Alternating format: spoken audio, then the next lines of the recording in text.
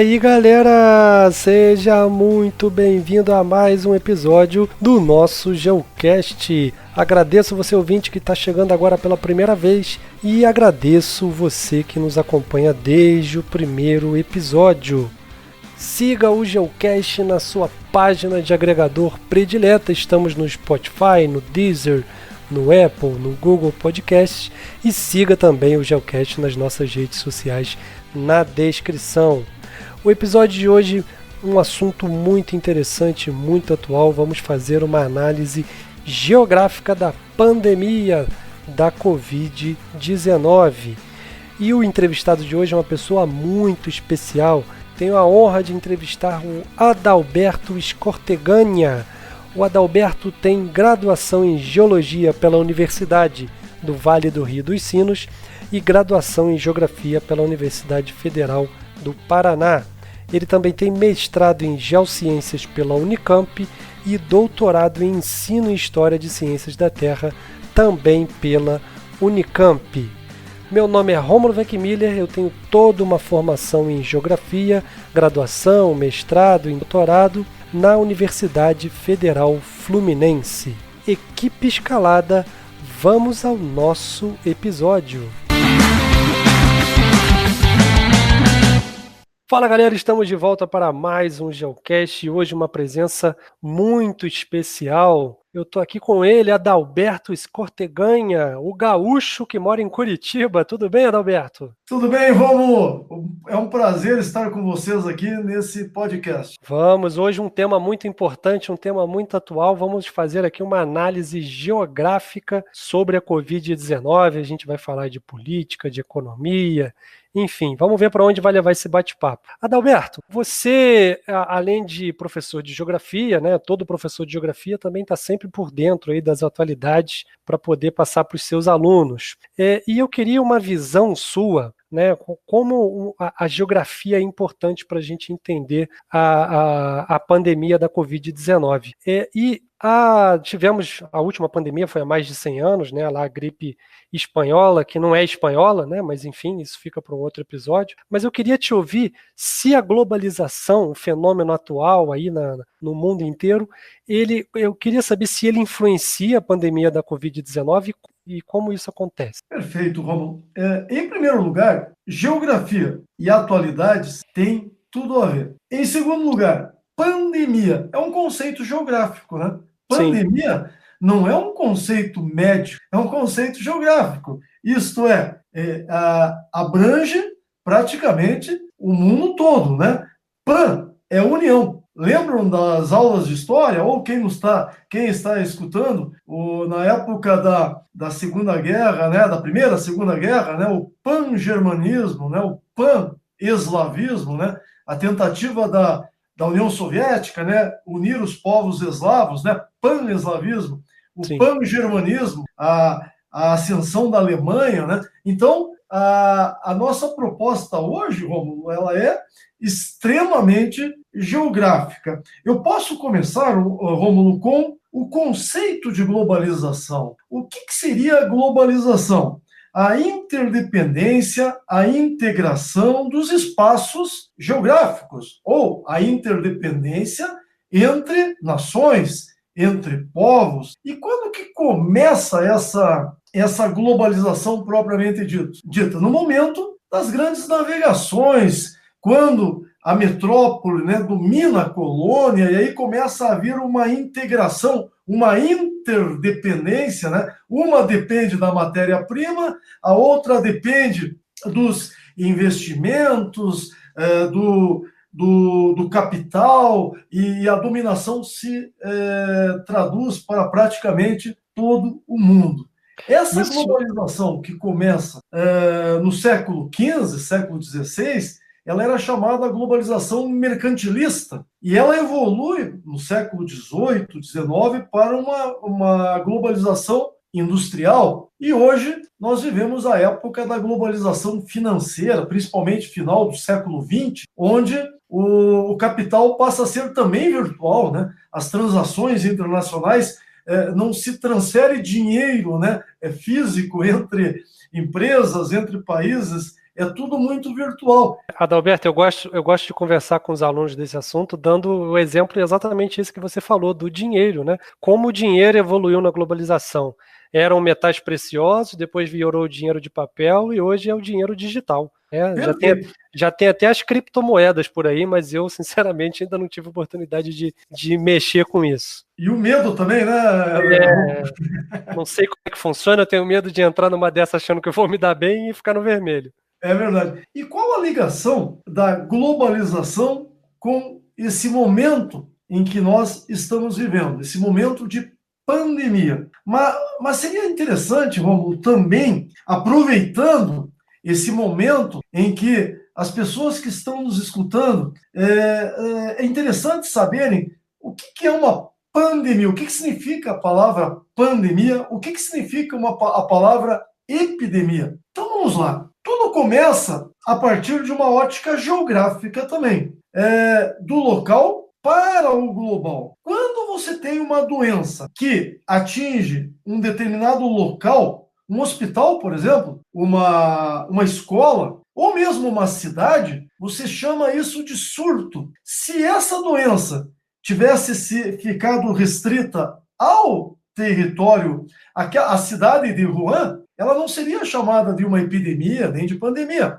Ela seria chamada de surto. Um surto de uma determinada doença num determinado local. No passado, Romulo, olha que interessante essa relação com a evolução da globalização. Essas doenças sempre existiram. O trato cultural, o modo de vida das comunidades nos diversos cantos do planeta, eles não mudaram. A alimentação, por exemplo, só que naquele período, há alguns séculos atrás, as pessoas não se deslocavam, a interdependência não era tão grande quanto no momento em que nós vivemos. Então você chamava isso de surto. Agora, quando essa doença se espalha por um país, por exemplo, ou por uma grande região, aí sim você chama de epidemia. Olha que interessante. Surto, epidemia. E pandemia é a união de todos os povos. Lembram? Pan-germanismo, pan-eslavismo. Pandemia é sinal de que a doença atingiu praticamente o mundo todo. E eu tenho certeza, Romulo, que algum ouvinte deve estar pensando, e o que significa endemia? Endemia é quando a doença passa a ser frequente, recorrente. Todos os anos ela aparece. Por exemplo, a dengue no sudeste do Brasil, né, Romulo? A gente poderia chamá-la de uma endemia, né? Porque ela praticamente ela já está presente nos estados de São Paulo, aqui no sul, no Paraná também, no Rio de Janeiro e assim por diante. Não, e uma doença endêmica, mas aí é uma dúvida que eu tenho. A gripe, por exemplo, eu poderia chamar, né, de acordo com o seu conceito, né, desse conceito geográfico, como uma doença endêmica, porque ela é recorrente, ou pandêmica, porque também ela está no mundo inteiro. Então a geografia tem esses questionamentos também, né? Ótimo questionamento. Se essa gripe, como a gripe comum que nós temos todos os anos, até mesmo a H1N1, elas já se tornaram, não tem dúvida nenhuma, endêmicas, né? Porque Sim. Todos os anos nós temos casos de gripe H1N1 e a própria Covid-19, ela é uma pandemia, perfeito a tua colocação, ela atinge o mundo todo, mas em determinadas regiões do planeta, como ela passa a ser recorrente, em todo o inverno, por exemplo, ela ocorre de forma constante, comum, vamos dizer assim, ela passa a ser também uma endemia. O exemplo melhor de endemia aqui no Brasil, Rômulo, a febre amarela no norte do Brasil, a própria dengue no sudeste, são exemplos típicos de endemia, mas não pandemia, né? Porque atingem uma determinada região apenas, ok? Mas uma pandemia pode também ser uma endemia, visto que a gripe comum atinge o mundo todo. Concorda, Rômulo? Concordo, concordo. E caso essa pandemia não consiga ser controlada, né, que não é o caso, aí nós temos a palavrinha pandemônio, né, que é quando essa doença já perde, já sai do controle, né? Então Perde o controle. eu passei a minha infância ouvindo essa palavra dos mais velhos e achei que era, sei lá, porque eu estava fazendo alguma arte, alguma coisa errada. Mas não, é uma palavra que existe. Muito interessante. Mas um tema, Rômulo, que também suscita muito debate é como os países ou como as determinadas regiões do Brasil, em função da nossa elevada desigualdade social, enfrentam essa pandemia, né? Sim. Nós vimos os casos da Espanha, da Itália, né? Países com um nível socioeconômico avançado, mais avançado que o nosso, e mesmo assim tiveram graves problemas. É previsível que nós também estejamos ainda diante desses problemas, né? Essa é a grande preocupação. Não, e a questão da desigualdade, foi bom você ter levantado essa bola, ela, quando você analisa a pandemia da Covid-19 lá no início, em novembro, em Wuhan, e você depois, o crescimento dessa doença, principalmente no hemisfério norte, você tem que analisar de um jeito. A partir do momento que ela começou a chegar com força do hemisfério sul, mais especificamente o Brasil, né, que é o nosso principal bate-papo daqui para frente, aqui no Brasil você tem uma desigualdade muito grande, você tem estados como o de São Paulo, que tem uma pandemia que vai ser parecida com o que aconteceu na Espanha, e você tem estados com uma desigualdade social muito grande, como a região norte, né, a Amazônia, por exemplo, que a gente não sabe como é que essa pandemia vai se comportar,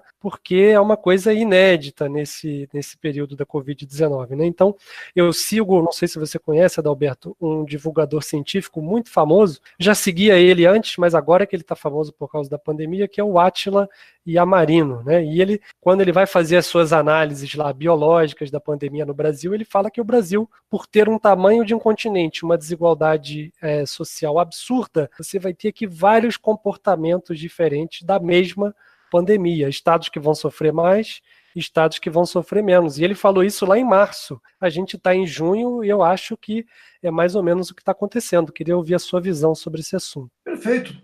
Por quê?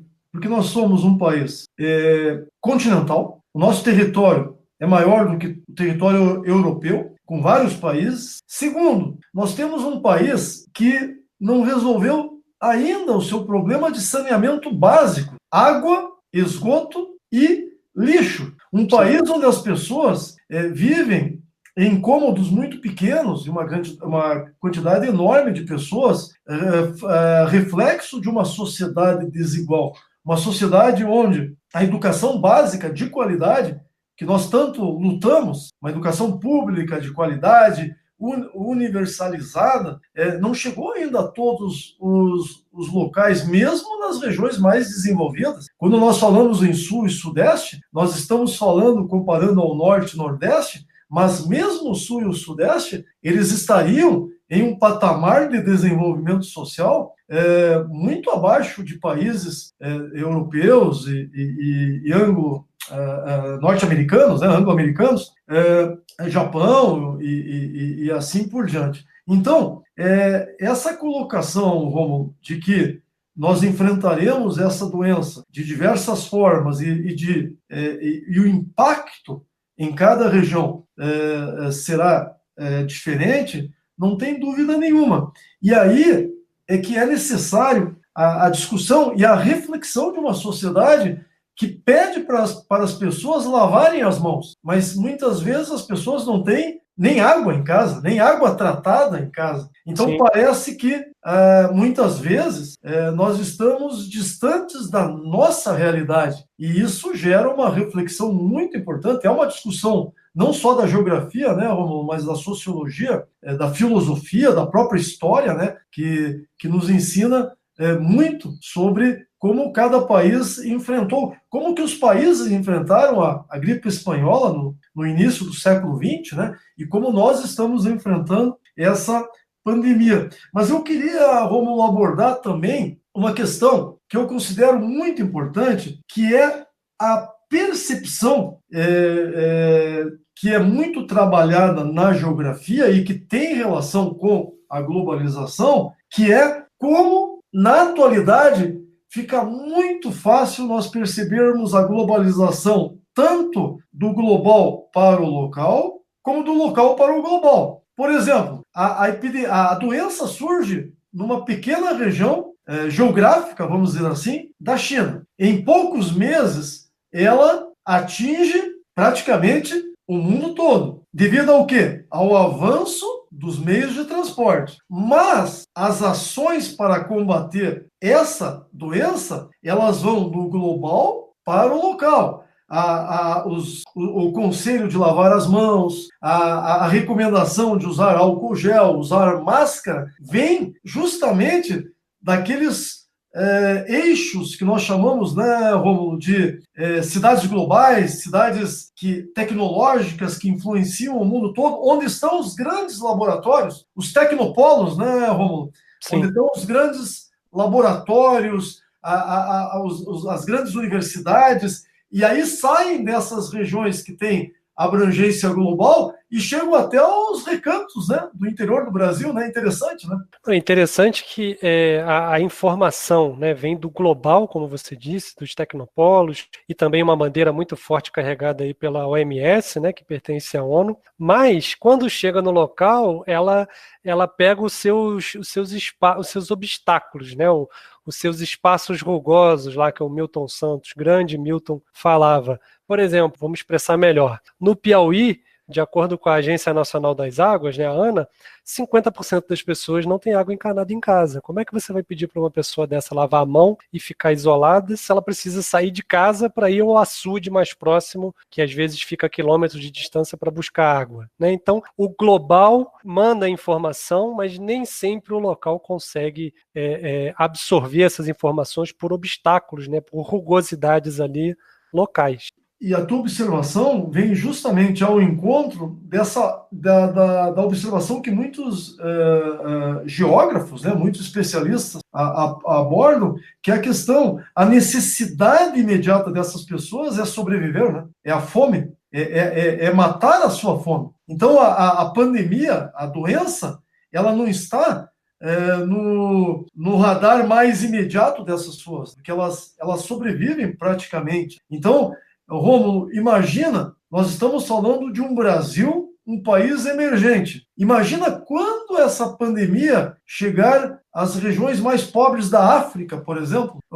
Que cena nós poderemos encontrar quando você aí tem a falta praticamente de tudo e associado a isso uma guerra civil, os grupos terroristas, imagina na Somália, Rômulo, o Al-Shabaab, ou mesmo na Nigéria, o Boko Haram, como que essas populações tão já vulneráveis pela própria questão natural, social, econômica, imagina como que essas populações poderão enfrentar essa pandemia, algo assim dramático, né? Não, e aí o ouvinte, quando tiver nessa parte do nosso Geocast, pode acabar lembrando do Ebola e, poxa, mas eles já passaram por uma epidemia de Ebola e ela não se espalhou pelo planeta. Mas aí você tem que lembrar que são vírus totalmente diferentes, né? O Ebola, ele tem uma letalidade de quase 50%, então não dava tempo ali do hospedeiro passar o vírus para frente porque ele vinha a falecer.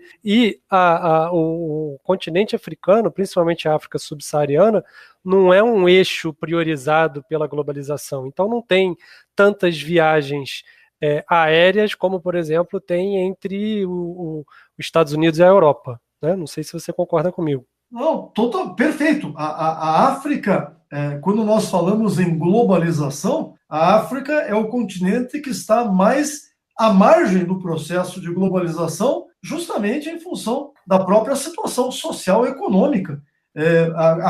Nós não podemos dissociar a globalização do processo capitalista, né? Sim. A questão do lucro, né, Romulo? E aí me lembra aquela frase do Milton Santos, né? A globalização acontece em todo mundo, mas não em todos os lugares. Olha que frase poderosa, né? Perfeito. E aí, aproveitando a tua lembrança do Ebola, como eu sou bem mais velho que vocês, eu posso contar essa história, né? A primeira vez que o Ebola surgiu, a notícia do Ebola, olha que interessante, foi na ex-república do Zaire, né? Hoje Congo, né? Sim. Numa vila que eles encontraram essa vila totalmente dizimada. As pessoas morreram, porque ninguém conhecia, né? E naquela época, década de 70, mais de 50 anos, achava-se que era fruto da Guerra Fria, armas químicas, né? Já que a África estava em plena disputa pelo socialismo, pelo capitalismo, né? Guerra Fria, década de 70, né? Eu acho que foi o auge, né, da guerra, a década de 60, 70, foram as 2 décadas do auge dessa disputa, né? E essa vila no centro da África, ela foi totalmente dizimada, não chegou a extrapolar as fronteiras, né? Hoje, você colocou muito bem. Hoje, recentemente, nós tivemos, acho que em 2018, nós tivemos um último surto de ebola. Chega, assim, a extrapolar para outros países, mas não com a força da Covid-19, que surgiu numa região da China, e a China hoje disputa, né, com os Estados Unidos a soberania econômica, né, o domínio econômico mundial. Então você tem toda a razão quando você faz esse paralelo, né, esse contraponto entre a questão do ebola e a questão da Covid-19, ok? Ok, eu queria só fechar aqui um ponto que você levantou e eu queria que você fechasse. Você falou lá do que vem do global para o local, né? E o local que influencia o global, não sei, me corrija se eu estiver errado, poderia ser as atitudes, né, dos governos de cada país no controle ali da epidemia. Caso um país não seja bem sucedido nesse controle, poderemos ter novos surtos mundiais daqui para frente, porque afinal de contas o mundo está todo interligado. Então essa seria uma influência do local para o global, ou você pensou em alguma outra coisa também? Não, exatamente isso. Exatamente essa questão. Além da disseminação da doença que surge num local muito específico, mas se espalha para o mundo, e a questão do local, do global que você coloca, tanto do lado positivo como do negativo. Boas ações locais, nós temos exemplo, né? A Nova Zelândia, por exemplo, a própria Austrália, né? Que são exemplos de ações locais que serviram de exemplo para outras regiões do planeta, mas também você tem ações de governos, muitas vezes, que negam, muitas vezes, a própria doença, ou muitas vezes assumem ações, assim, adotam ações que depois geram catástrofes inimagináveis. Podemos citar o caso dos Estados Unidos, né? A própria manifestação inicial do presidente dos Estados Unidos, do Trump, era em princípio, uma negação dessa possibilidade que nós estamos vivendo hoje, concorda? Concordo, e além da negação num primeiro momento, depois, quando ele percebeu o que estava acontecendo, ele transformou a negação em xenofobia, né? Chamando de vírus chinês, vírus de Wuhan, etc, etc. E você levantou uma bola, Adalberto, eu queria que você comentasse um pouquinho. Você falou sobre negação, né? Então, tem uma onda aí nos últimos anos, né? Vários governos aí são adeptos dessas ondas negacionistas da ciência, né? A gente, na geografia, acaba que o primeiro contato que a gente teve com os negacionistas foram com os terraplanistas, né? Mas os terraplanistas, pelo menos a minha visão, é uma visão que eles não fazem mal a ninguém. Chega a ser até pitoresco, chega a ser até engraçado. Agora, tem negacionismo que é perigoso. Por exemplo, o movimento anti-vacina. Ele é perigosíssimo porque o argumento deles de ser anti-vacina é um argumento de livre-arbítrio, que ele tem direito de escolher ser vacinado ou não. Mas a vacina, ela é de interesse coletivo. Então, é uma atitude individual que coloca em risco o coletivo. Eu queria que você comentasse um pouquinho sobre o negacionismo e voltando um pouquinho para essa área da antivacina. Perfeito. Esse negacionismo, esse movimento negacionista, ele tem relação com a globalização também. Não só com a globalização, mas também relacionado à globalização, ao avanço dos meios de comunicação. Hoje, até algum tempo, Rômulo, você tinha uma única fonte de notícia, né? Uma única fonte de informação, que era a mídia. A mídia televisiva, os jornais, o rádio. Quando a internet ela se populariza e ela dá voz a todos os segmentos da sociedade, aí você tem algo que é muito interessante para o nosso estudo, o estudo da geografia, também da sociologia. A internet dá voz a camadas sociais que não tinham coragem de se manifestar, não tinham como se manifestar, porque seu pensamento, de certa forma, era anti-ciência, era mais voltada para o senso comum. Então, a internet ela tem que ser vista a partir de uma ótica positiva, no caso, a disseminação das informações, o acesso rápido às informações, a troca de cultura, a troca de tecnologia e assim por diante, mas, por outro lado, a internet também permitiu que movimentos que antes não seriam aceitos pelos órgãos, vamos dizer assim, formais, não seriam aceitos numa universidade para um debate, não seriam aceitos em um jornal sério, uma TV, uma rede de TV séria, e eles são aceitos hoje pela internet e por comunidades que se criam para discutir algo que é a anticiência. Não sei se você concorda. Ela é algo como se fosse um fanatismo que não é nem religioso, mas é um fanatismo quase beirando aquelas seitas, né, que a gente já viu em muitos momentos na história, né, da sociedade. O que você acha, Romulo?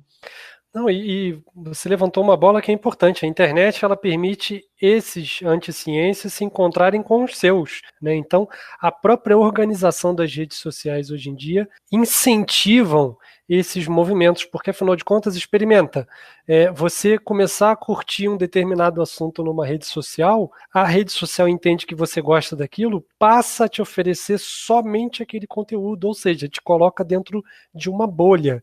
Então, esses movimentos anti-vacina, terraplanistas, esses movimentos negacionistas, conforme eles vão crescendo e ganhando adeptos, esses adeptos são colocados aí dentro de uma bolha, né? Até que estourou aí a questão essa semana, não sei se você acompanhou, do Facebook. Eu estou falando aqui das redes sociais, mas o que eu estou querendo me referir, na verdade, é o Facebook. O Facebook ele é organizado dessa maneira, né? Se você consome um material, mesmo sendo um material falso, né, as famosas fake news, a rede social vai começar, os algoritmos ali por trás da rede social, eles vão te bombardear somente com esses conteúdos. E essa semana, Adalberto, mais de 400 empresas, né, aqui no Brasil a mais famosa foi a Coca-Cola, deixaram de anunciar no Facebook até que o Mark Zuckerberg consiga resolver essa questão aí de ter uma rede social que, na verdade, acaba incentivando e ajudando a propagar as fake news. Não sei se você concorda. E exatamente isso que eu gostaria de chegar. O negacionismo, de certa forma, ele é irmão gêmeo, até siamês, poderíamos dizer, das fake news. Sim. Porque o negacionismo, ele não só nega a ciência, nega os fatos, e você exemplificou bem a questão do movimento anti-vacina, como também ele propaga notícias extremamente alarmantes e falsas, que fazem com que uma sociedade pouco informada e pouco instruída comece a adotar, Rômulo, atitudes racistas, xenófobas, violentas, né? E, infelizmente, se nós achávamos que esse grupo era um grupo minoritário, que era um grupo que não iria ter influência, né, no comportamento da sociedade como um todo, eu acho que nós nos enganamos. Esse grupo ele é significativo e não só é significativo, como ele já exerce alguma influência hoje em parte da sociedade.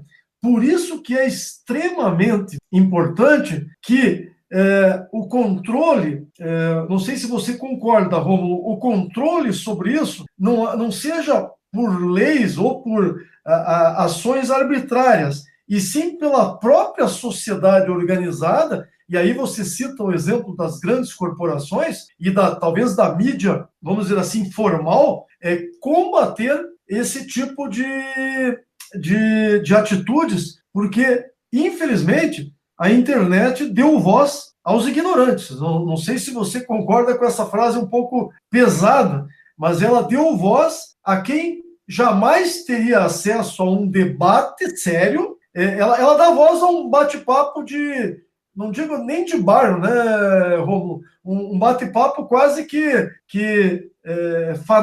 um fanatismo sem sentido. Está aí o movimento terraplanista, está aí o movimento anti-vacina. Eu não chego ao movimento anti-aquecimento global porque a parte da ciência também questiona o aquecimento global vinculado somente ao homem, né? Então, esse movimento que não aceita o aquecimento global, até que você pode, em uma academia, vamos dizer assim, até colocar em discussão. Mas não cabe uma discussão no ambiente universitário ou numa rádio, numa televisão, num jornal, temas que são totalmente fora de um contexto científico, né? Não, você tem razão, Adalberto. Eu acho que talvez a gente discorde um pouco nesse sentido. Eu acho que regulações jurídicas e mais arbitrárias do ponto de vista de leis, talvez em algum momento seja necessário, né? Mas tem que ser muito conversado como é que isso vai acontecer. Agora, o que a gente concorda é essas grandes corporações tomando a frente aí vai doer no bolso. Quando dói no bolso de uma grande empresa como o Facebook, por exemplo, ele vai ter que se mexer, né? E uma outra alternativa, essa está na mão do Estado, é evitar dar voz aos ignorantes. O que você tem que fazer? Investir em educação. Só que educação é a longo prazo, né? Você vai investir agora, daqui a 30 anos você vai colher frutos. Infelizmente, no Brasil, o político está querendo que dê frutos em 4 para poder se reeleger. Então, ao invés de investir em educação de verdade, ele constrói escola, ele pinta, ele reforma, né? Infelizmente, esse é um problema crônico do Brasil e de vários outros países emergentes e em desenvolvimento. Perfeito. Eu concordo quando você comenta da questão da regulação. Eu só tenho medo, eu tenho medo, é um receio meu, né? E aí eu respeito essa divergência de opinião, que é muito interessante, é democrática, né? Eu tenho muito receio de leis que têm uma finalidade hoje de coibir uma certa ação, mas que no futuro possam servir para outras finalidades, vamos dizer assim. Por isso que você coloca bem, eu concordo contigo. Nós vivemos numa sociedade organizada e em uma sociedade regida por leis. Por isso que ela é organizada, né? Cada um sabe até onde pode, a sua liberdade vai até onde começa a liberdade do próximo. Sim. Mas eu vou colocar um pouquinho pimenta nessa comida agora, nessa nossa discussão. E mais um receio de minha parte, Romulo. O Brasil precisa de educação, não tem dúvida nenhuma. O investimento em educação, sem dúvida nenhuma, é a longo prazo. Mas o que me deixa muito apreensivo é que parte das pessoas desses movimentos negacionistas e anti-vacina são pessoas que passaram pela escola. Não são os ignorantes em termos de que ignoram o conhecimento. E isso, a educação, tem que ter educação, mas uma educação, vamos dizer assim, libertadora, né? Crítica, né? Crítica. Isso, uma educação crítica, porque boa parte hoje desses movimentos são pessoas que, se você olhar o currículo, né, observar o currículo, muitas vezes você não diria que teriam essa visão de mundo, vamos dizer assim, né? O que você acha? Mas aí tem que confirmar se tudo no currículo é verdade, né? É verdade. Porque tá uma onda complicada. Mas algo bem interessante também. Fica para um outro episódio. Com certeza. Rômulo, eu queria levantar uma questão que, com certeza, o teu ouvinte ali vai refletir bem sobre essa questão. Nós tivemos, na década de 90, no Brasil, na Argentina, no Chile, um movimento que começou nos Estados Unidos e na Inglaterra, não sei se você lembra, lá na década de 70, 80, com o Reagan e a Margaret Thatcher, né, na Inglaterra, aquele movimento neoliberal, né? O neoliberalismo, né? Que o Estado tinha que sair, tinha que haver privatização, deixa tudo para o mercado. Para o mercado resolve, o Estado ele é algo que é negativo, o Estado ele atrapalha. E no Brasil, na América Latina, esse movimento chegou na década de 90, com o governo Collor de Mello e depois Fernando Henrique Cardoso e está aí até hoje. Essa visão neoliberal de mundo. primeiro país neoliberal da América Latina foi o Chile, né? Isso. E muitas vezes o pessoal quer fazer esse comparativo. O Brasil deveria seguir o modelo do Chile. Eu como professor de geografia, como geógrafo, eu te digo, Rômulo, é uma das comparações mais absurdas que eu vejo, porque o Chile ele é basicamente um exportador de commodities, ele não tem uma indústria como o Brasil, a Argentina tem. Se você abre o Brasil para o neoliberalismo assim, totalmente sem controle, toda a construção da nossa indústria, né, ela não tem como você competir, vamos dizer assim. Então, esse discurso é muito perigoso, é muito frágil, vamos dizer assim. Mas voltando aí, senão a gente entra no assunto Não, de uma outra podcast, né? Não, e a gente fez um podcast lá no Geocast 11, eu fiz com 3 professores de história falando sobre, uma pergunta, né, o fim do neoliberalismo. A gente discutiu o que o neoliberalismo pode virar daqui para frente com a questão da pandemia. O ouvinte que tiver interesse, acabando o episódio aqui, volta lá no episódio 11. Mas faça a sua pergunta, Adalberto. Isso, e era essa pergunta que eu iria fazer e que nós estamos debatendo, né? Uhum.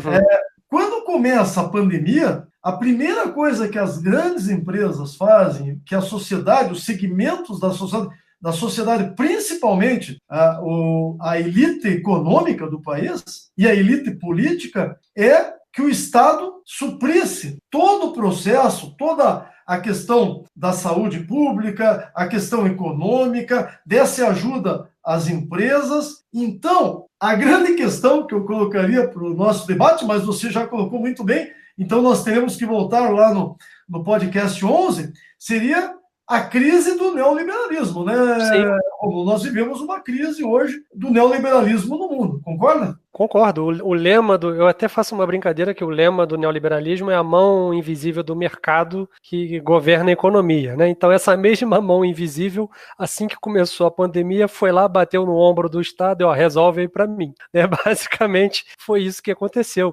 E eu estou vendo uns dados aqui, Adalberto, olha que interessante para a nossa discussão. Dados de hoje, estamos gravando dia 2 de julho, eu estou com uma lista aqui dos países com mais mortes do coronavírus. Não vou ficar numerando, né? Chega de falar de morte, mas enfim, entre os 10 primeiros colocados, tem 3 países americanos, né? Brasil, depois o Peru e logo depois o Chile. E são justamente 3 países que tiveram muitos governos neoliberais nos últimos anos. Será que é só coincidência? Será que o neoliberalismo ajuda a explicar esses problemas que nós temos aqui na América Latina?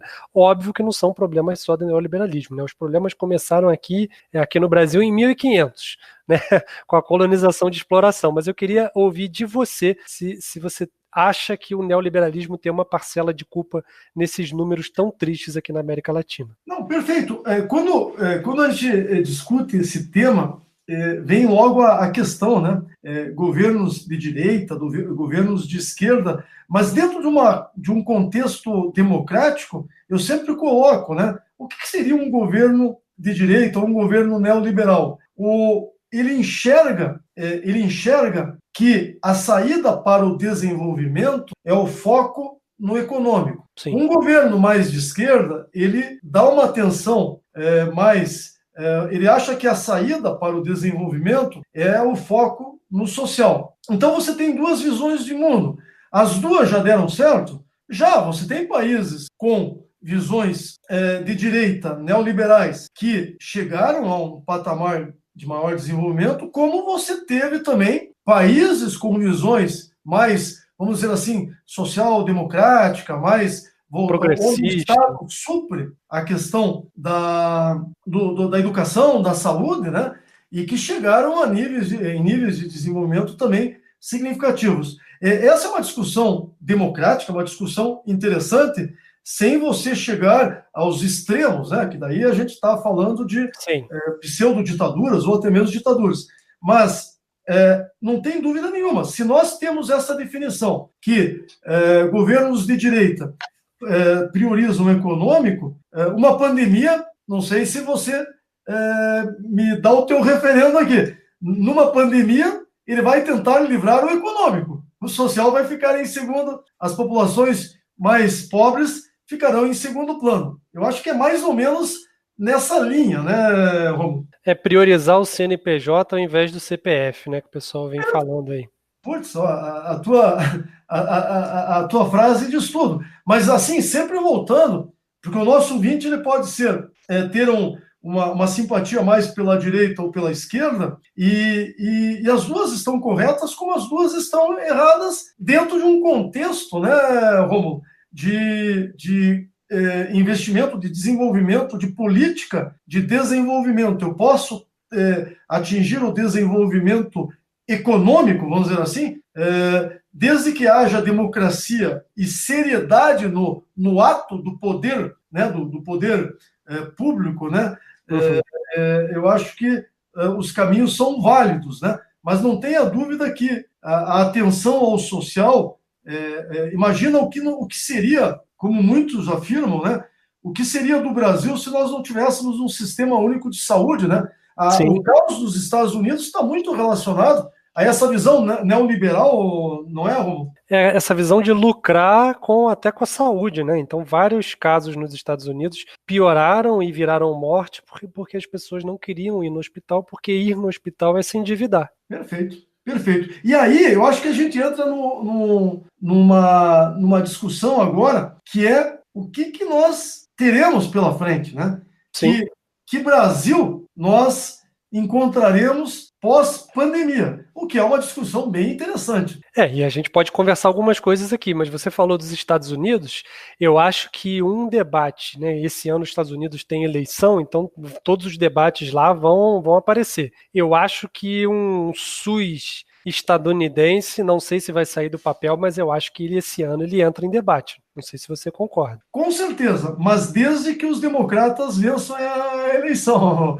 Porque, apesar que os democratas são de direita também, são neoliberais, mas não tanto ao extremo como os republicanos, né? Não, uma coisa são os republicanos, a outra coisa é o candidato deles, né? Eu acho que ele é extremo até para os republicanos, mas isso é uma outra discussão. E para o Brasil, o que você acha, Adalberto? Eu vi uma projeção que eu vi, na verdade, para a Argentina, né? Mas a realidade, a Argentina, apesar de ser um país com uma crise pior que a do Brasil, temos histórias parecidas aí de colonização, etc, etc. A Argentina entrou na crise entrou na pandemia com 12, 13% da população na pobreza, e a projeção é que até 2020, até o final de 2020, saia com 50% dos argentinos na pobreza. Estou usando aqui projeções da ONU, né? E o Brasil, a nossa projeção é aumentar, temos um acréscimo de pobreza beirando os 20% para o fim de 2020. O que a gente pode fazer, o que pode mudar, qual será o novo normal capaz de lutar contra esses dados aí, esses dados projetados? Essa tua colocação, Rômulo, nos remete novamente à questão do papel do Estado, né? O papel fundamental do Estado fomentar o desenvolvimento. Sem o Estado, eu não acredito que nós consigamos sair dessa crise, porque é o Estado que pode fomentar, por exemplo, a indústria da construção civil, que gera uma cadeia, né? A infraestrutura.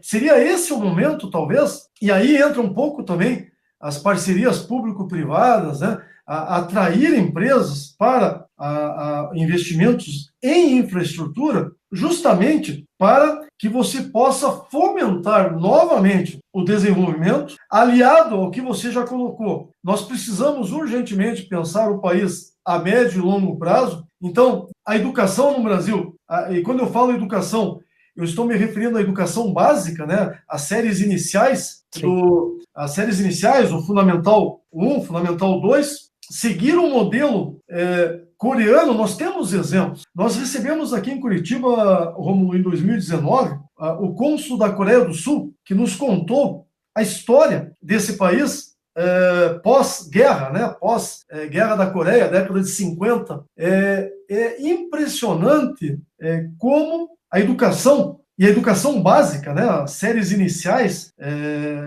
elas eram tão valorizadas para que você pudesse criar. Agora eu vou falar um termo, mas é um termo que não é como é que eu vou dizer assim?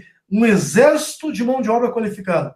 Não que eu queira dizer que você vai formar aquele trabalhador que vai ganhar pouco e assim por diante, mas você precisa ter hoje no Brasil, e aí que tem uma política de médio e longo prazo, você precisa ter jovens que cheguem aos 16, 17 anos, que estejam preparados para ou ingressar na universidade, ou ingressar em um curso técnico, ou ir para um mercado de trabalho, mas com qualidade de mão de obra. Coisa que a Coreia do Sul fez e o Vietnã está seguindo os mesmos passos da Coreia hoje. Então, é claro que aí você entra também numa questão de democracia, ditadura, que a gente também serviria para um outro debate. Mas o investimento em educação que a Europa fez pós-Segunda Guerra, né, ou desde a Revolução Industrial em alguns países, a gente não retomou ainda, Romulo. E eu acho que o caminho se você me pede qual a tua opinião sobre o pós-pandemia,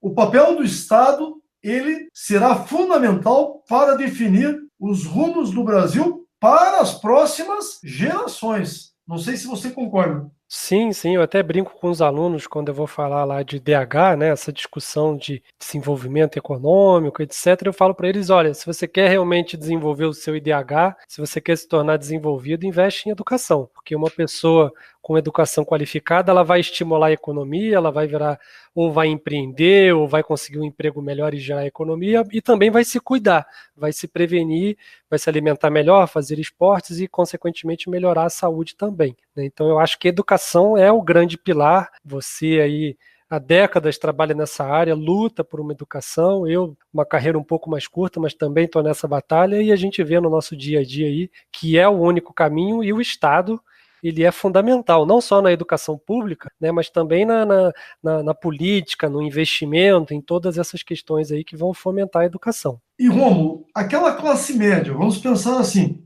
que ela está distante dessa realidade, vamos pensar a classe média que vive nos grandes centros urbanos, que os pais trabalham, têm seu salário, têm seus filhos nas escolas, lutam pela educação também, mas muitas vezes não tem aquela percepção de que há necessidade do Estado dar suporte àquelas populações mais vulneráveis. Essa classe média, se ela percebesse que uma população instruída, educada, qualificada, trará muito mais lucro para todos os segmentos da sociedade, porque todos serão consumidores e cada vez mais gerarão lucro, vamos pensar assim no modelo capitalista perfeito, e a questão da segurança pública, que hoje aflige tanto o brasileiro, quando você diminui a desigualdade social, você muda uma sociedade para melhor em todos os aspectos, né?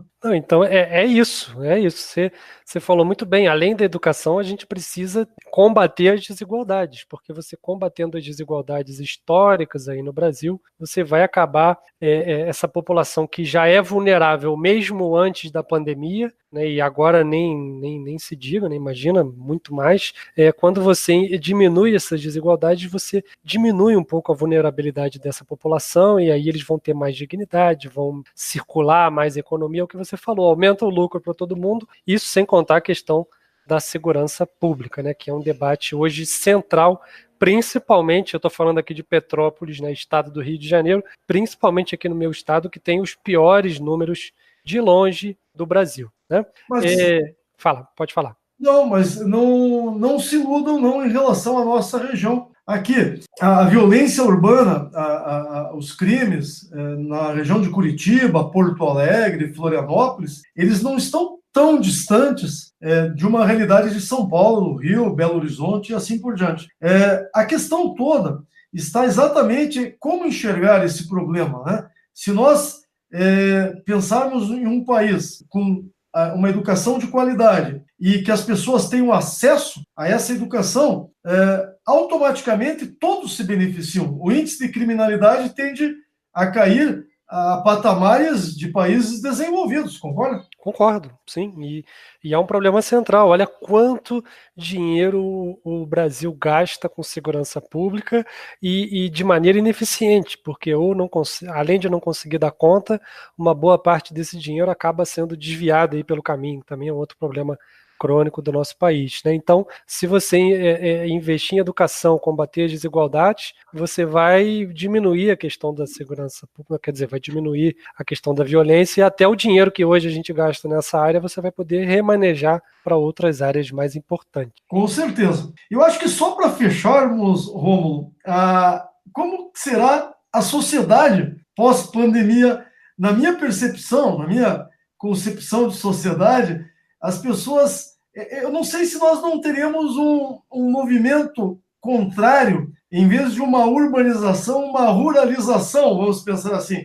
Com o avanço dos meios de transporte e com os avanços das comunicações, fica difícil nós diferenciarmos um rural e o urbano hoje no Brasil e no mundo, né? Então as pessoas começam... O rural hoje, em muitas regiões do Brasil, e principalmente em países desenvolvidos, ele acaba sendo sinônimo de qualidade de vida, você não acha? Sim, já está acontecendo. Eu vi uma reportagem essa semana, inclusive em Curitiba, né, um consultor de imóveis, um agente imobiliário, falando que a procura pelas cidades da área metropolitana, as cidades até do interior aí do Paraná, está enorme, porque com a tendência de mais de um ano pela frente aí, em boa parte das empresas de teletrabalho, né, o trabalho de casa, as pessoas não têm necessidade de viver num microapartamento no centro, elas podem morar numa casa maior, uma área verde, né? Então isso já está acontecendo. Por acaso eu vi essa reportagem ontem, acho que no jornal Hoje, não sei. E está bem dentro de um mundo pós-pandemia, né? Essa busca pela qualidade de vida, um pouco pelo isolamento familiar também, né? No sentido de preservação, né? Porque a tendência é que essas pandemias, se nós tivermos um intervalo, Rômulo, de 100 anos entre a gripe espanhola e a Covid, é bem provável que a próxima pandemia ocorra num intervalo mais curto, né, de tempo, daqui a algum tempo. É bem interessante essa discussão também, né? Porque você tem um aumento da população mundial, você tem um aumento da produção de agropecuária, cada vez mais perto das pessoas, e é aí que nasce uma pandemia, né? Então, o que você falou tem totalmente razão. Bem provável que a gente viva para ver alguma outra pandemia ou epidemia, ou quem sabe só um surto, né? Mas aí só o tempo vai dizer. Adalberto, eu queria te agradecer imensamente, já há muito tempo eu queria te trazer aqui para o GeoCast. Meus alunos gostam muito de você, tenho certeza que eles curtiram muito o programa. E eu também não te trouxe só por isso, né? Uma pessoa altamente gabaritada, uma pessoa que consegue, o ouvinte deve ter percebido, falar e trazer ideias de vários assuntos, fazer várias conexões, como todo bom geógrafo, né? Então, muito obrigado, Adalberto. Eu que te agradeço, Rômulo. Achei muito legal o nosso bate-papo. Muitas vezes eu acabei sendo o entrevistador, na verdade era o contrário, mas eu gosto tanto de discutir, de perguntar para pessoas, porque eu te admiro muito, te respeito muito, os teus alunos sabem disso, e os nossos alunos também aqui, porque você já nos apresentou algumas aulas também, né? Mas eu gosto também não seria assim, sugar o conhecimento do colega, mas saber a opinião, né? Então, desculpa se eu exagerei um pouquinho a gente acaba conversando e não para mais, né, Rômulo? Começa coisa de professor, né? Não, coisa de professor de geografia, principalmente.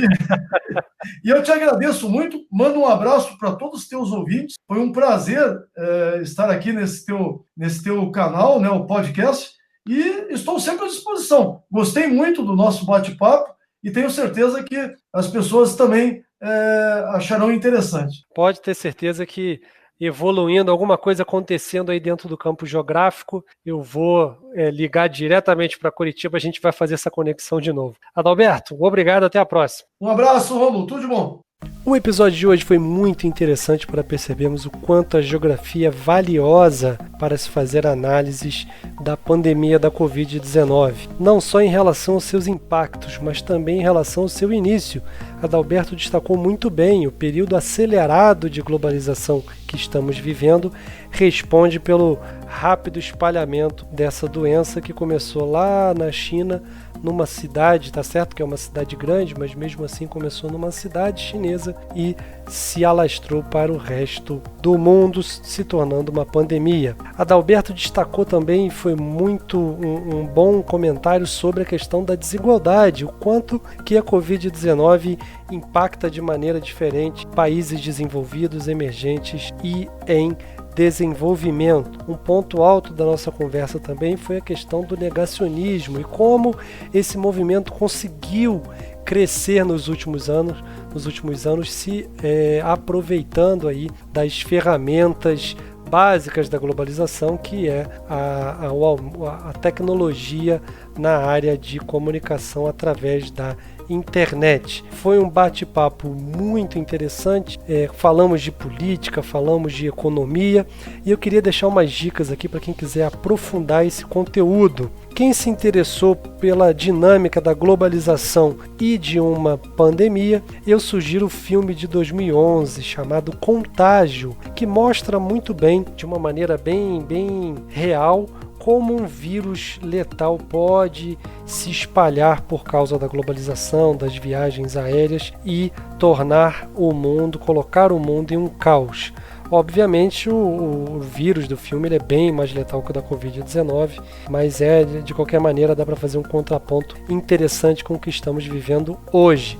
Quem quiser saber um pouquinho mais sobre a influência de uma política neoliberal nos impactos de uma pandemia, apesar de não ser esse o objetivo do documentário, você consegue ter uma ideia assistindo ao documentário O Invasor Americano, do famoso diretor Michael Moore. O Michael ele viaja ao mundo, Portugal, Eslovênia, Alemanha, França, vendo o que ele pode copiar, o que ele pode invadir, nas palavras dele, né, uma brincadeira aí, quem os Estados Unidos vai invadir para pegar boas ideias. E aí ele descobre os direitos trabalhistas na Itália, a merenda escolar nas escolas públicas da França, a política de educação gratuita na Finlândia, etc, ou seja, coisas que para nós brasileiros são comuns, nos Estados Unidos é pago graças a uma política neoliberal. E ele conhece esses sistemas aí, como o sistema de saúde universal, por exemplo, né? Ele conhece visitando esses países pelo mundo e fazendo questionamentos do porquê que os Estados Unidos e o neoliberalismo não implantaram esses tipos de sistema no seu próprio país. Muito interessante, então fica a dica aí, um filme e um documentário para quem quiser se aprofundar nesse assunto. Obrigado a você que chegou aqui, é muito importante para o Geocast. Te vejo numa próxima. Valeu, falou!